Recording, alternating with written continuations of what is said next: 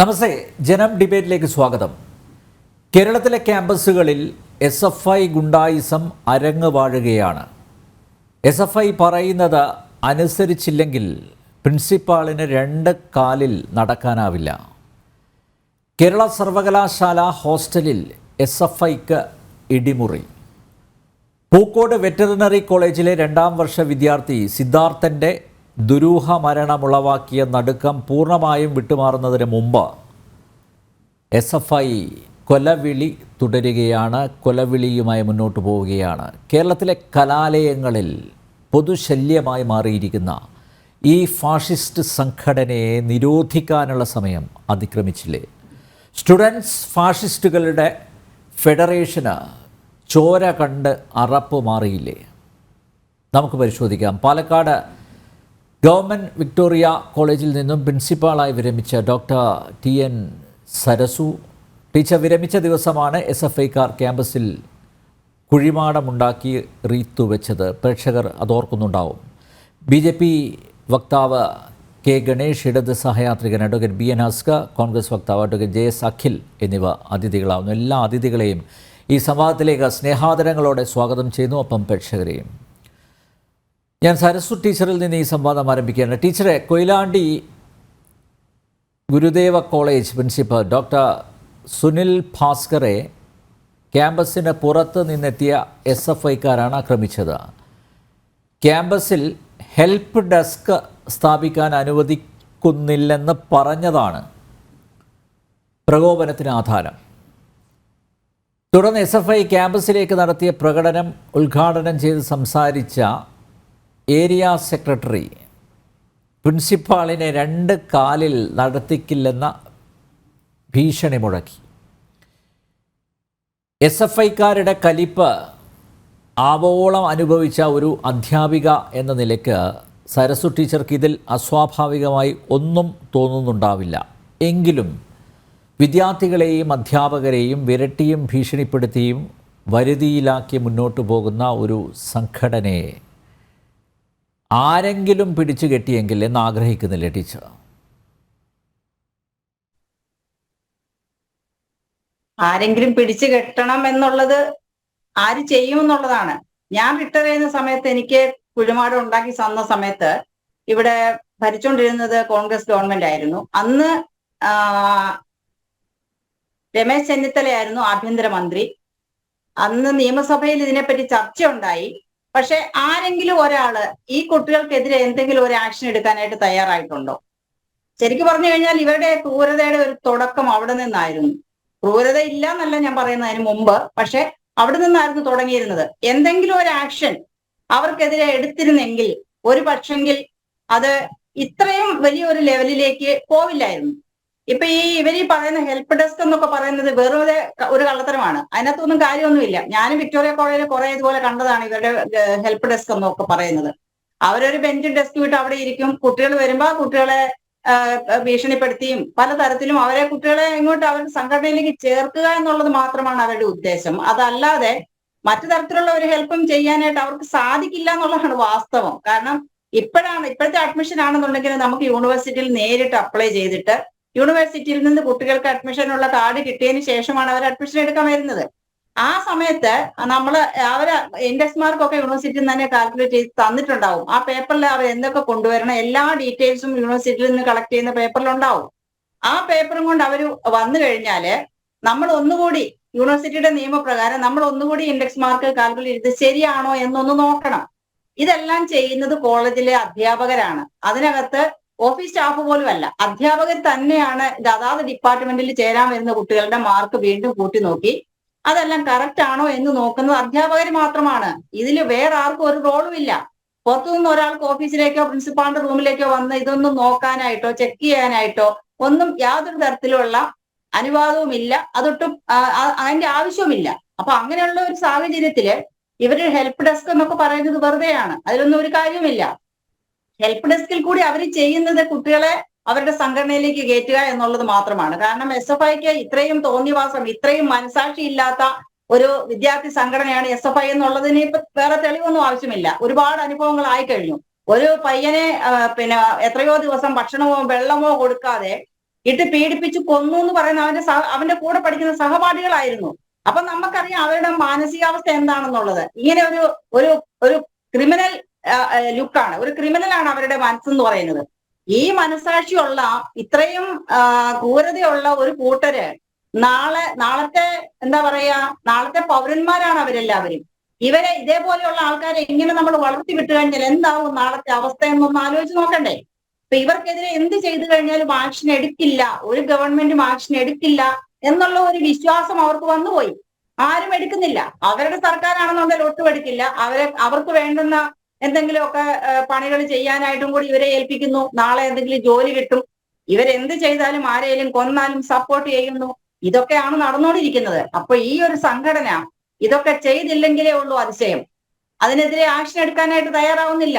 നമുക്കറിയാം ഹൈക്കോടതി വിധിയുണ്ട്, കോളേജുകളിലും സ്കൂളുകളിലും രാഷ്ട്രീയം പാടില്ല എന്ന്. പക്ഷെ എത്ര സ്കൂളിലും കോളേജിലും ഇത് നിരോധിക്കാൻ പറ്റിയിട്ടുണ്ട്? ഒരിടത്ത് പോലും പറ്റിയിട്ടില്ല. എല്ലായിടത്തും ഇപ്പോഴും ഇവര് ഈ പറഞ്ഞതുപോലെയുള്ള ക്രൂരതകളുമായിട്ട് മുന്നോട്ട് പോവുകയാണ്. അല്ല ടീച്ചർ, അന്ന് റീത്ത് വെച്ചവർക്കെതിരെ കേസൊന്നും എടുത്തിരുന്നില്ലേ പോലീസ്? ഏതാ? അന്ന് റീത്ത് വെച്ചവർക്കെതിരെ കേസ് എടുത്തിരുന്നോ? FIR ഉണ്ടായിരുന്നോ? തീർച്ചയായിട്ടും കേസ് എടുത്തിരുന്നു. പക്ഷെ ആ കേസ് മുന്നോട്ട് കൊണ്ടുപോകാനായിട്ട് ഞാൻ താല്പര്യപ്പെട്ടില്ല. അവരെ കോടതി വെറുതെ വിട്ടു, അതൊരു സത്യമാണ്. പക്ഷെ എനിക്ക് വേണമെന്നുണ്ടെങ്കിൽ കേസുമായിട്ട് മുന്നോട്ട് പോകാമായിരുന്നു. പക്ഷെ ഞാനത് അങ്ങനെ വേണ്ടാന്ന് വിചാരിച്ചിട്ട് തന്നെയാണ് പോകാഞ്ഞത്. അതിന്റെ കാരണം എന്താണെന്ന് ചോദിച്ചു കഴിഞ്ഞാല്, ഈ വിദ്യാർത്ഥികൾ മാത്രമല്ലായിരുന്നു അതിനകത്ത് ഇത് ചെയ്തതിന്റെ ആൾക്കാര്. ഇത് ഇവരെ കൊണ്ട് ചെയ്യിപ്പിച്ചത് വിക്ടോറിയ കോളേജിലത്തെ കുറച്ച് ഇടതുപക്ഷ അധ്യാപക സംഘടനയിലുള്ള അധ്യാപകരാണ്. എന്ന് വെച്ച് കഴിഞ്ഞാൽ ഈ അധ്യാപകരും കുറച്ച് SFI നേതാക്കന്മാരും ആണ് ഒരു വിദ്യാഭ്യാസ സ്ഥാപനം ഭരിക്കുന്ന. അവർ പറയുന്ന പോലെ ഭരിക്കണമെന്നുള്ളതാണ് അവരുടെ ആവശ്യം. അപ്പൊ അവര് പറയുന്ന പോലെ നമ്മൾ ഭരിക്കാനാണെന്നുണ്ടെങ്കിൽ ഒരു കോളേജ് എന്തിനാണ് പ്രിൻസിപ്പാൾ? സർക്കാരിനാണ് ഇപ്പൊ ശമ്പളം കൊടുക്കാൻ പോലും കാശില്ല. ഇപ്പൊ പ്രിൻസിപ്പാളെന്ന് പറഞ്ഞ ഒരാൾ വേണ്ടല്ലോ. ഈ പറയുന്ന അധ്യാപകരും ഈ SFI നേതാക്കന്മാരും ഇവിടെ ഭരിച്ചാൽ പോരെ? അപ്പൊ അവരുടെ ഉദ്ദേശം, അവരുടെ ആവശ്യം അതാണ്. അവർ പറയുന്നത് പോലെ നമ്മൾ നിൽക്കണം, നമ്മൾ അതെല്ലാം കേട്ട് അതനുസരിച്ച് കാര്യങ്ങൾ ചെയ്യണം. അവർ പറയുന്ന പോലെ മറ്റൊന്നും നമ്മൾ ചെയ്യാൻ പാടില്ല. വേറെ എന്തെങ്കിലും നമ്മൾ ചെയ്തിട്ടുണ്ടെങ്കിൽ ആണ് നമുക്ക് ഇതുപോലെ കുഴിമാടമോ അല്ലെങ്കിൽ ഇപ്പതേ കാലുവെട്ടി കളയുക, രണ്ടു കാലം നടക്കാൻ സമ്മതിക്കില്ല എന്നൊക്കെ എല്ലാവരും പറയുന്നേ. അപ്പൊ ഇത്രയൊക്കെ പറഞ്ഞതിന്റെ പിന്നിൽ ഒരു പോലീസുകാരൻ നിൽക്കുന്നുണ്ടായിരുന്നു ഇത് കേട്ടോണ്ട്. എന്നിട്ട് അയാൾ എന്തെങ്കിലും ചെയ്തോ? ഒരു വാക്കെങ്കിലും അയാൾ മിണ്ടിയോ? ആ വിദ്യാർത്ഥിയെ തടയാൻ അയാൾ ശ്രമിച്ചോ? ഇല്ല. അപ്പൊ ഇതൊക്കെ ഇവർക്ക് സപ്പോർട്ടിംഗ് ആയിട്ടുള്ള കാര്യങ്ങളാണ്. ഇതൊക്കെ സപ്പോർട്ടിംഗ് ആയിട്ടാണ് അവരെടുക്കുന്നത്. എല്ലാവരുടെയും സപ്പോർട്ട് അവർക്കുണ്ട് എന്നുള്ളതാണ് അതിന്റെ അർത്ഥം. അപ്പൊ ഇവർക്കെതിരെ നമ്മൾ ഒരിക്കലും ആക്ഷൻ എടുക്കാത്തിടത്തോളം കാലം ഈ പരിപാടികളൊന്നും നിൽക്കില്ല. എനിക്ക് വളരെ വ്യക്തമായിട്ട് അറിയാം, ഇവരുടെ ഓരോ പരിപാടികൾക്കും ഇവരെ ഇതിലേക്ക് മെമ്പർഷിപ്പ് കൂട്ടുന്നതും ഒക്കെ കുട്ടികളെ പല തരത്തിലുള്ള എന്താണ് പറയാ, അതിനകത്ത് ഒരു ചെറിയ പീഡനമുണ്ട്. പല കോളേജുകളിലെ പ്രിൻസിപ്പൽമാരും പറഞ്ഞ് എനിക്കറിയാം, ഞാൻ കോളേജിന്റെ പേരൊന്നും പറയുന്നില്ല, പക്ഷെ എല്ലാവരും പറഞ്ഞ് നമ്മൾ കേട്ടിട്ടുണ്ട്. അങ്ങനെയൊക്കെയുള്ള കാര്യങ്ങളൊക്കെ ഉണ്ട്. പക്ഷെ ഇതൊക്കെ ആരറിയുന്നു? എല്ലാവർക്കും അറിയാമെന്നുണ്ടെങ്കിലും, അധ്യാപകർക്ക് അറിയാമെന്നുണ്ടെങ്കിലും അവര് ഇതൊന്നും എന്താ പറയാ, ഇതിനൊന്നിനും എല്ലാത്തിനും കൂട്ടു നിൽക്കുകയാണ്. അവര് പറയുന്നതിന് കൂട്ടു നിൽക്കുകയാണ്. അല്ലെന്നുണ്ടെങ്കിൽ നാളെ ഈ അധ്യാപകർക്കെതിരായിട്ട് അവർ തിരിയും. അപ്പൊ വിക്ടോറിയ കോളേജിൽ നടന്ന അത് തന്നെയാണ്. കുറച്ച് അധ്യാപകരെ ആണ് ഇവരെ കൊണ്ട് ഇത് ചെയ്യിപ്പിച്ചത്. അതിന്റെ കാരണം ഞാൻ പറഞ്ഞുതരാം, സമയം ഉണ്ടെന്നുണ്ടെങ്കിൽ അതും ഞാൻ പറയാം. അതായത് കുറച്ച് അധ്യാപകര് എന്താ പറയാ, അവർക്ക് ജോലിയൊന്നും ചെയ്യാൻ താല്പര്യമൊന്നുമില്ല. അതിന് മഹാരാജാസ് കോളേജിൽ പിന്നെ പണിഷ്മെന്റ് ട്രാൻസ്ഫർ ആയിട്ട് വന്ന ഒരു അധ്യാപകനുണ്ടായിരുന്നു. അപ്പൊ ഞങ്ങളുടെയൊക്കെ കോളേജില് ഈ ഓഫീസുകളിൽ പഞ്ചിങ് ആദ്യമായിട്ട് തുടങ്ങിയത് ഗവൺമെന്റ് കോളേജുകളിലായിരുന്നു. അപ്പൊ ഞാൻ വിക്ടോറിയ കോളേജില് പ്രിൻസിപ്പലായിട്ട് ജോയിൻ ചെയ്യുന്ന സമയത്ത് അവിടെ പഞ്ചിങ് ഉണ്ട്. അപ്പൊ ഈ മഹാരാജാസ് കോളേജിൽ നിന്ന് പണിഷ്മെന്റ് ട്രാൻസ്ഫർ വന്നിട്ട് അവിടെ ഈ ഓട്ടോണോമസ് കോളേജ് ആക്കുന്നതിന് എതിരായിട്ട് 60 ദിവസമായിട്ട് സമരം നടന്നുകൊണ്ടിരിക്കുകയായിരുന്നു. അതിനുശേഷം ഒരാളെ ഈ കുറെ പേരെ സമരത്തിൽ പങ്കെടുത്ത് കുറെ പേരെ അവിടെ നിന്ന് ട്രാൻസ്ഫർ ചെയ്തു. അതിലൊരു അധ്യാപകൻ വിക്ടോറിയ കോളേജിൽ ഉണ്ടായിരുന്നു. അപ്പൊ ഇയാളെ ഈ പഞ്ചിങ് എന്ന് പറയുന്നത്, നമ്മളൊരു കോളേജിലേക്ക് വരുമ്പോൾ ആ കോളേജിലേക്ക് ഈ പഞ്ചിങ്ങിന്റെ ഇതിലേക്ക് ആ പുതുതായിട്ട് വരുന്ന ആൾക്കാരെ കയറ്റണം. അത് കോളേജിലെ തന്നെ, വിക്ടോറിയ കോളേജിലെ തന്നെ AKGCTയുടെ യൂണിറ്റ് സെക്രട്ടറി എന്ന് പറയുന്ന ഒരു അധ്യാപകനായിരുന്നു അതിന്റെ ചാർജ് കൊടുത്തിരുന്നത്. അപ്പൊ ഇയാള് കുറെ നാളുകളായിട്ട് ഇതൊന്നും ചെയ്യാതെ ഈ പഞ്ചിങ്ങിന്റെ ഒരു ഇത് പുതുതായിട്ട് വരുന്ന ആൾക്കാർക്കോ അല്ലെന്നുണ്ടെങ്കിൽ ഡ്യൂട്ടിക്ക് പോകുന്ന അധ്യാപകരുടെ ഒന്നും ഇതിലേക്ക് കയറ്റാതെ പോവുമായിരുന്നു. അങ്ങനെ കുറെ പരാതിയും കൂടി ഉണ്ടായിരുന്നു ആ സമയത്ത്. അപ്പൊ അങ്ങനെ പിള്ളേർ എൻ്റെ അടുത്ത് പരാതി പറഞ്ഞു. ഈ പറഞ്ഞ അധ്യാപകൻ മലയാളം അധ്യാപകനായിരുന്നു. അയാള് ക്ലാസ്സിൽ പോകുന്നില്ല. അയാള് 11 മണിക്ക് വരുന്നു, 1 മണിക്ക് തിരിച്ചു പോകുന്നു. അപ്പൊ പഞ്ചിങ്ങിലേക്ക് കയറ്റാത്തത് കൊണ്ട് അയാൾ അറ്റൻഡൻസ് ബുക്കിലാണ് ഒപ്പിടുക. ഈ അറ്റൻഡൻസ് ബുക്കിൽ ഒപ്പിടുക എന്ന് പറഞ്ഞു കഴിഞ്ഞാല് സാധാരണ നമ്മൾ പഞ്ചിങ് ഉള്ളത് കൊണ്ട് ബുക്ക് രാവിലെ കൊണ്ടുപോയാൽ വൈകുന്നേരത്തായിരുന്നു 4 മണിക്കാണ് തിരിച്ചു കൊണ്ടുവന്നുകൊണ്ടിരുന്നത്. അപ്പൊ ഈ ഒരു കുട്ടികളുടെ പരാതി കേട്ട് കഴിഞ്ഞപ്പോൾ ഞാൻ പറഞ്ഞു ഇനി അറ്റൻഡൻസ് ബുക്ക് അങ്ങോട്ട് കൊണ്ടുപോകേണ്ട എന്ന് പറഞ്ഞു. അവരെ ഓഫീസിൽ വന്ന് ഒപ്പിടട്ടെ. നമുക്ക് ഒപ്പിടേണ്ട സമയം 9:30 ആണ്, രാവിലെ 9:30 ഒപ്പിടേണ്ടത്. അപ്പൊ അങ്ങനെ ഈ കാര്യം അറിഞ്ഞു കഴിഞ്ഞപ്പം അയാള് രാവിലെ 9:30 ഓഫീസിൽ വന്ന് ഒപ്പിടാനായിട്ട് തുടങ്ങി. അപ്പൊ ഇത് ഇവർക്കെതിരായിട്ട് വന്ന ഒരു കാര്യമാണ്. അപ്പൊ ഇത് ഈ ചെയ്യേണ്ടിയിരുന്ന അധ്യാപകൻ ഇത് ചെയ്യാതിരുന്നപ്പോ അയാളെ ഞാൻ ആ സ്ഥാനത്തു നിന്ന് മാറ്റി. മര്യാദയുടെ പേരിൽ ഞാൻ 2-3 പ്രാവശ്യം പറഞ്ഞിരുന്നു, പക്ഷെ അയാൾ അതൊന്നും ചെയ്യാൻ തയ്യാറായില്ല. ഞാൻ പറഞ്ഞു ഒന്നും കേട്ടില്ല. അതിനുശേഷം ഞാൻ കത്ത് കൊടുത്തു, എന്നിട്ടും അയാൾ അത് ചെയ്യാൻ തയ്യാറായില്ല. പിന്നീട് ഞാൻ അയാളെ ആ സ്ഥാനത്തു നിന്ന് മാറ്റി വേറൊരാളെ ഞാൻ ആ സ്ഥാനത്ത് വെച്ചു. ഇതൊക്കെയാണ് ഞാൻ അവരോട് ചെയ്തിട്ടുള്ള ക്രൂരതകളിൽ ഒന്ന് ആണിത്. ഇതല്ല, ഒരുപാട് കാര്യങ്ങളുണ്ട് പറയാനായിട്ട്. അവരെന്നോട് ചെയ്ത നല്ല കാര്യങ്ങൾ, ഞാൻ അവരോട് ചെയ്ത ക്രൂരതകളും. ഒരാള് കോളേജിൽ ജോലി ചെയ്യുന്നെങ്കിൽ അയാൾ ചെയ്യേണ്ട കടമകൾ അയാൾ ചെയ്യണ്ടേ? അപ്പൊ അത് ചെയ്യാൻ അവരോട് നമുക്ക് കൂട്ടുനിൽക്കാൻ പറ്റുമോ? ഇല്ല. അപ്പൊ ഞാൻ അങ്ങനെ ഒരു ആക്ഷൻ എടുത്തു. അത് ഒക്കെ എന്നോട് ദേഷ്യം വരാനുള്ള കാരണങ്ങളാണ് അവരുടേത്. അതിനകത്ത് ന്യായം എന്തെങ്കിലും ഉണ്ടോ എന്ന് ആലോചിച്ചാൽ മതി. ഓക്കെ, അഡ്വക്കേറ്റ് അസ്ക, ഇവിടെ കൊയിലാണ്ടിയിലെ പോലീസിൻ്റെ വലിയൊരു സംഘം ഇങ്ങനെ നിൽക്കുന്ന സമയത്താണ് SFIയുടെ ഏരിയ സെക്രട്ടറി കൊല്ലവിളി പ്രസംഗം നടത്തുന്നത്. ഇപ്പം 2 കാലും കൊണ്ട് നടക്കില്ല എന്ന് പറഞ്ഞാൽ അതിൻ്റെ അർത്ഥം എന്താ? കാല് വെട്ടിയെടുക്കുന്നത് തന്നെയല്ലേ? അല്ലേ അടിച്ച് പിന്നെ ഒടിക്കും, അങ്ങനെ ഒരു സന്ദേശമാണല്ലോ കൊടുക്കുന്നത്. ഇത് SFI ആണ്. SFI പറയുന്നത് മാത്രമേ നിങ്ങൾക്ക് അംഗീകരിക്കാനാവൂ എന്ന് പരസ്യമായി പ്രസംഗിച്ചിട്ടും ആ SFI നേതാവിനെതിരെ കേസ് എടുത്തിട്ടില്ല ഇതുവരെയായും. അപ്പോൾ നോക്കൂ, SFIയുടെ ഗുണ്ടായുസത്തിന് കേരളത്തിലെ ഭരണ സംവിധാനം കൂട്ടുനിൽക്കുന്നു. അവരുടെ തുന്യാസത്തിനെല്ലാം ഒത്താശയും ചെയ്തു കൊടുക്കുന്നു. അപ്പോൾ പിന്നെ എങ്ങനെയാണ് ഇന്ന് ക്യാമ്പസിൽ പടർന്ന് പിടിക്കുന്ന ഒരു ഈ വൈറസിനെ എങ്ങനെ പിടിച്ചു കെട്ടാൻ ആവും? ആരെങ്കിലും പൂച്ചക്ക് മണി കെട്ടേണ്ടതല്ലേ? അൽനമ്പ്യാർ, ഒരു സമൂഹത്തെ അരാഷ്ട്രീയവൽക്കരിക്കുന്നതിന് വളരെ എളുപ്പത്തിൽ വിദ്യാർത്ഥികളെ അരാഷ്ട്രീയവൽക്കരിക്കാൻ കഴിയും എന്നുള്ളതാണ് സാമൂഹ്യ പാഠങ്ങളിൽ നാം ഒന്നാമതായി പഠിക്കേണ്ടത്. സ്വാഭാവികമായും യുവാക്കളെ അരാഷ്ട്രീയവൽക്കരിക്കുകയും വിദ്യാർത്ഥികളെ അരാഷ്ട്രീയവൽക്കരിക്കുകയും ചെയ്യുന്നതിനു വേണ്ടി കഴിഞ്ഞ കുറേ നാളുകളായി പല കോണുകളിൽ നിന്നും ഇത്തരം ശ്രമങ്ങൾ ഉണ്ടായിട്ടുണ്ട്. പക്ഷേ അതൊക്കെ വിദ്യാർത്ഥി സമൂഹം ചെറുത്തുനിന്നു തന്നെ തോൽപ്പിച്ചിട്ടുണ്ട്. അരാഷ്ട്രീയവാദികളും തൻ പ്രമാണിത്വമുള്ള ചില അധ്യാപകർ സ്വാഭാവികമായും ഇത്തരം നിലപാടുകൾ എടുത്തിട്ടുണ്ടാവും. അപ്പോ അവരെ എതിർക്കപ്പെടുകയും അവരെ എതിർക്കുകയും ചെയ്യുക എന്നുള്ളത് ഒരു ഗുരുനിന്ദയായി പോലും കരുതേണ്ടതില്ല എന്ന് കരുതുന്ന ഒരാളാണ്. ഞാനുമൊക്കെ വിദ്യാർത്ഥി സംഘടനാ പ്രവർത്തനം നടത്തി തന്നെയാണ് പൊതുപ്രവർത്തകനായിട്ടുള്ളത്.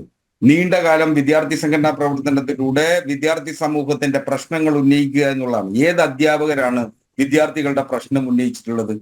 ഒരു അധ്യാപകനും നാളിതുവരെ വിദ്യാർത്ഥികളുടെ പ്രശ്നമല്ല, അവർ വാങ്ങുന്ന UGC സ്കെയിലിന്റെ പ്രശ്നം ഉന്നയിച്ചിട്ട് അല്ലാതെ വിദ്യാർത്ഥികൾ സമൂഹം നേരിടുന്ന എന്തെങ്കിലും പ്രശ്നങ്ങൾ ഏതെങ്കിലും അധ്യാപകർ ഉന്നയിച്ചിട്ടുണ്ട്? സരസ്വതി ടീച്ചറിന് ഉന്നയിച്ചിട്ടുണ്ട്? ഒരിക്കലില്ല. അവർ അവരുടെ കാര്യം മാത്രം നോക്കുകയും തൻ്റെതായിട്ടുള്ള ഇച്ഛകൾക്കനുസരിച്ച് ജീവിക്കുകയും അതിന് വഴങ്ങാതിരിക്കുന്നവരെ വെറുക്കപ്പെട്ടവരായി ചിത്രീകരിക്കുന്നതിനു വേണ്ടിയിട്ടുള്ള ശ്രമം നടത്തുകയും ചെയ്തിട്ടുണ്ട്. അതാണ് പല ഘട്ടങ്ങളിലും നമ്മൾ സമൂഹത്തിൽ കണ്ടിട്ടുള്ളത്. സ്വാഭാവികമായും 1970-ലാണ് SFI എന്ന് പറയുന്ന വിദ്യാർത്ഥി സംഘടന ഇന്ത്യയിൽ രൂപം കൊള്ളുന്നത്. SFI രൂപം കൊണ്ടതിന് ശേഷം ഇന്നുവരെ പരിശോധിച്ചാൽ SFIയുടെ നേതാക്കന്മാരായിരുന്നിട്ടുള്ള നിരവധി വിദ്യാർത്ഥി നേതാക്കന്മാർ അവർ സർവകലാശാലകളിലും മികച്ച വിദ്യാർത്ഥികൾ കൂടിയായിരുന്നു. മികച്ച വിദ്യാർത്ഥികളാവുകയും തുടർന്ന് പലരും അധ്യാപന രംഗത്തും വന്നിട്ടുണ്ട്. ഗവേഷണ രംഗത്തും അധ്യാപന രംഗത്തും ഒക്കെ വിദ്യാർത്ഥി സംഘടനാ നേതാക്കന്മാർ എത്തിയിട്ടുണ്ട്. അപ്പോൾ അവരെയൊക്കെ പുച്ഛിക്കുകയും പരിഹസിക്കുകയും ചെയ്യുന്നതിനു വേണ്ടി വിദ്യാർത്ഥികൾ പഠിക്കുന്നില്ല. ഞങ്ങളൊക്കെ പഠിക്കുന്ന വിദ്യാർത്ഥി സംഘടനാ കാലഘട്ടത്തിൽ പഠിക്കുകയും രാഷ്ട്രീയ പ്രവർത്തനം SFI നേതാക്കന്മാർ അല്ലെങ്കിൽ വിദ്യാർത്ഥിയെ പഠിക്കുന്നില്ല എന്ന ആക്ഷേപമൊന്നും ആരും ഉന്നയിച്ചിട്ടില്ല. നോക്കൂ, ഒറ്റ കാര്യം, ഇവിടെ ടീച്ചറെ 2 കാലിൽ നടത്താൻ അനുവദിക്കില്ല എന്ന് പറയുന്നത് ശരിയാണോ? എനിക്ക് അതിന് മാത്രം മറുപടി കിട്ടിയാൽ മതി. മറ്റൊരു കാര്യം, ഗുരുനാഥയ്ക്ക് കുഴിമാടം തീർത്ത റീത്ത് വെക്കുന്നത് ശരിയാണോ? ഗുരുനാഥയുടെ കസേലയെടുത്ത് കത്തിക്കുന്നത് ശരിയാണോ? ഇതിനൊക്കെ അംഗീകരിക്കുന്നുണ്ടോ? ഇതൊക്കെ ചെയ്തത് SFI പ്രവർത്തകരാണ്.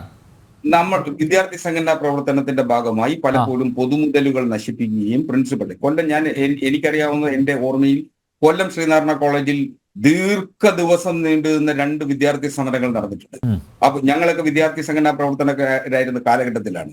അപ്പൊ അങ്ങനെ സുദീർഘമായി ആ പ്രിൻസിപ്പളിനും മാനേജ്മെന്റിനുമെതിരെ സമരമൊക്കെ നടത്തിയിട്ടുണ്ട്. അപ്പൊ ആ സമരം നടത്തുന്നതിന് പലതരത്തിൽ പ്രതീകാത്മകമായി പ്രതിഷേധിക്കുക എന്നുള്ളതാണ്. ഇവിടെ ഒരു പ്രിൻസിപ്പൾ ഒരു വിദ്യാർത്ഥിയുടെ ചെകിടത്തടിച്ചല്ലോ, അത് ശരിയാണോ? ആ പ്രിൻസിപ്പൾ വിദ്യാർത്ഥിയുടെ ചെകിടത്തടിച്ചത് ശരിയാണ് എന്ന് നിങ്ങൾക്ക് തോന്നിയിട്ടുണ്ട് എങ്കിൽ നിങ്ങൾ അത് പറയൂ. ശരിയാണെങ്കിൽ അത് ശരിയാണെന്ന് പറയും. എല്ലാ അധ്യാപകരാകുമ്പോൾ ചിലപ്പോൾ അങ്ങനെയൊക്കെ ശിക്ഷിച്ചെന്ന് വരും.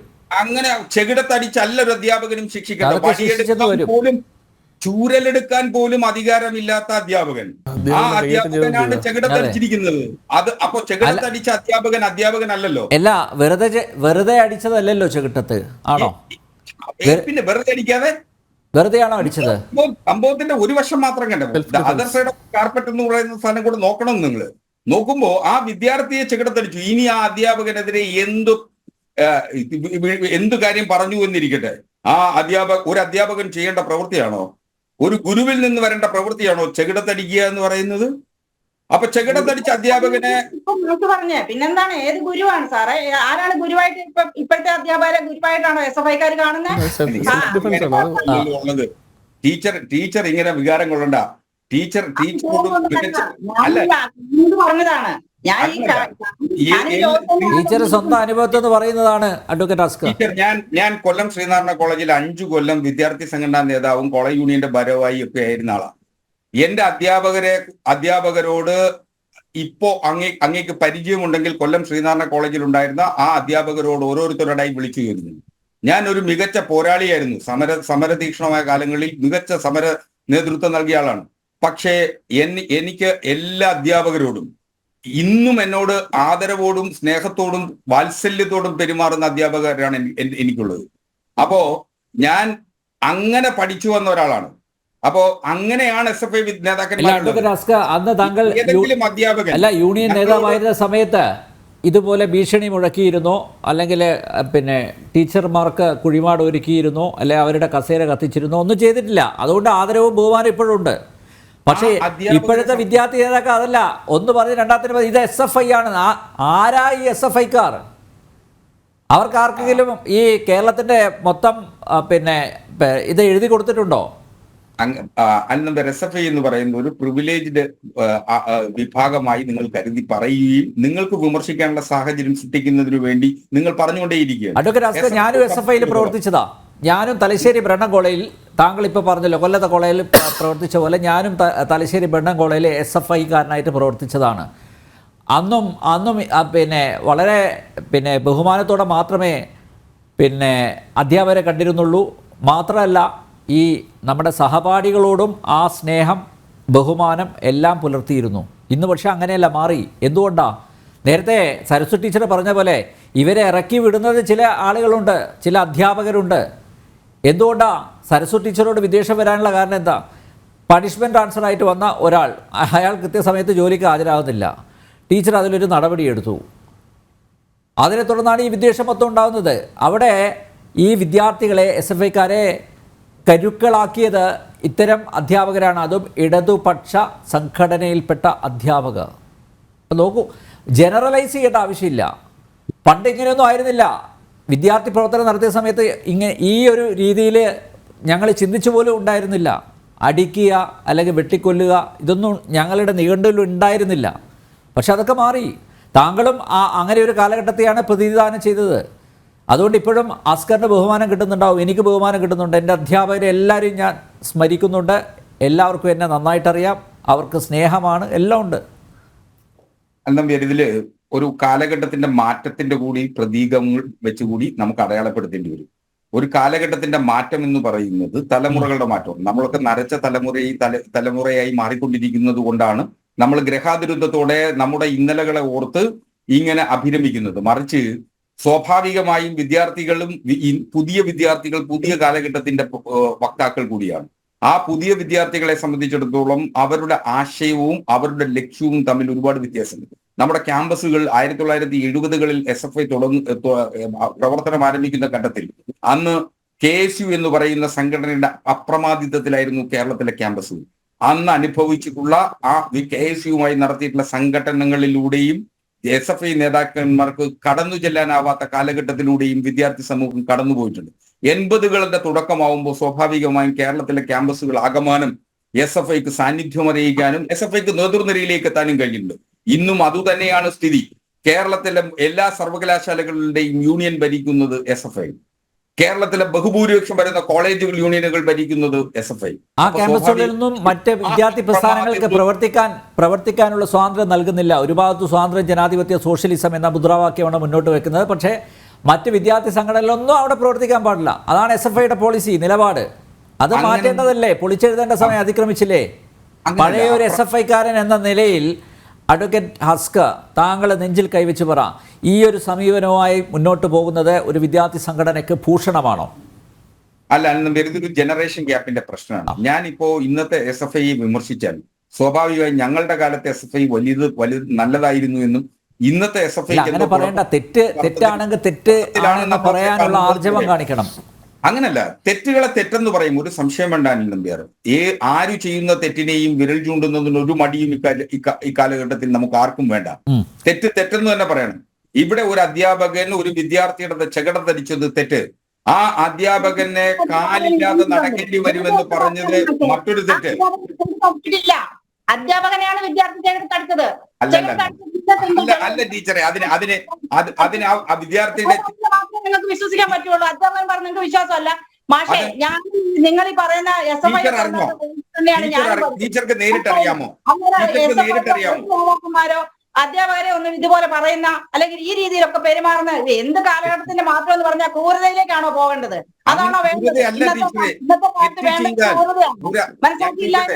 രാജകത്വം. അധ്യാപക സമൂഹത്തിൽ നിന്ന് പെൺകുട്ടികളോട് മോശമായി ടീച്ചർ ഒരു നിമിഷം. അങ്ങ് പ്രതിദാനം ചെയ്യുന്ന അധ്യാപക സമൂഹത്തിൽ നിന്ന് വിദ്യാർത്ഥിനികളോട് മോശമായി പെരുമാറുന്ന എത്ര അധ്യാപകരുണ്ട്? ഗവേഷണം നടത്തുന്നതിനും അത് സുഗമമായി പഠനം പൂർത്തീകരിക്കുന്നതിനും കഴിയാത്ത സാഹചര്യം സൃഷ്ടിക്കുന്ന എത്ര സ്ത്രീലമ്പടരായിട്ടുള്ള അധ്യാപകരുണ്ട്? അപ്പൊ അതിനെ മൊത്തം ജനറലൈസ് ചെയ്തിട്ട് ചെയ്തുകൊണ്ട് അഡ്വക്കേറ്റ് ഹസ്ക, അത് ഈ അധ്യാപക സമൂഹത്തെ മൊത്തം അപമാനിക്കുന്നത് പോലെയായി കേട്ടോ. ഒരിക്കലല്ല, അങ്ങനെയുള്ള സ്ഥലങ്ങളുണ്ട്, കേരളത്തിലുണ്ട്. കേരളത്തിലെ എല്ലായിടത്തും ഉണ്ട്, അധ്യാപകരുടെ ഇടയിൽ മാത്രമല്ല. എല്ലാ സമൂഹത്തിലും ഉണ്ടല്ല. പക്ഷെ അതുകൊണ്ട് അധ്യാപകരാകമാനം ജനറലൈസ് ചെയ്ത് സ്ത്രീലമ്പടരും അതുപോലെ സ്ത്രീ വിരുദ്ധരുമാണെന്ന് പറയാൻ കഴിയുമോ? അങ്ങനെ പറയാൻ കഴിയില്ല. അതുകൊണ്ട് ഏതെങ്കിലും ഒരു കോളേജിലെ വിദ്യാർത്ഥി പറയുന്നത്, ഞാനൊന്നും ഒരു കോളേജിലും കണ്ടിട്ടില്ല ഇങ്ങനത്തെ സ്ത്രീലമ്പടലായിട്ടുള്ള അധ്യാപകരെ. ഞാൻ കണ്ടിട്ടില്ല, ഞാൻ വർക്കെടുത്തും കണ്ടിട്ടില്ല. അല്ല, ടീച്ചർ അധ്യാപികയായിരുന്നിടത്ത് ഉണ്ടാവില്ലായിരിക്കും. പക്ഷെ അങ്ങനെയുള്ള അനുഭവങ്ങളുള്ള വിവരങ്ങൾ എന്നെ പോലുള്ളവർക്കുണ്ട്. അതൊരു വസ്തുതയാണ്. ആ വസ്തുതകളെ മറികടക്കുന്നതിന് പല ഘട്ടങ്ങൾ ണ്ട്. അതുകൊണ്ട് നമുക്ക് ജനറലൈസ് ചെയ്യണ്ട.